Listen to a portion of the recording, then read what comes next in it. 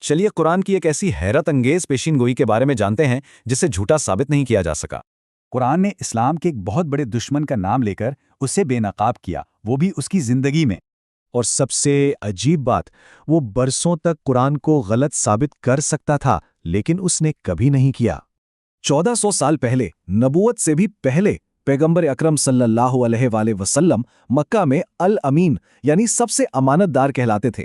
جب اللہ کا حکم آیا تو آپ صلی اللہ علیہ وسلم نے اپنے قبیلے والوں کو کوہ صفا پر جمع کیا اور ایک سوال پوچھا، اگر میں کہوں کہ اس پہاڑ کے پیچھے ایک فوج ہے تو کیا مانو گے؟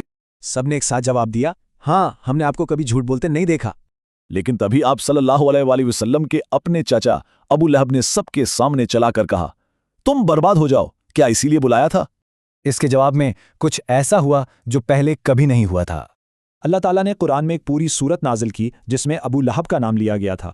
اب یہاں سے اصل معجزہ شروع ہوتا ہے۔ ابو لہب اس آیت کے بعد کئی سال زندہ رہا۔ اگر وہ صرف یہ کہہ دیتا کہ میں اسلام قبول کرتا ہوں تو قرآن کی بات غلط ثابت ہو جاتی، لیکن اس کا غرور اور نفرت اتنی زیادہ تھی کہ اس نے مرتے دم تک اسلام قبول نہیں کیا۔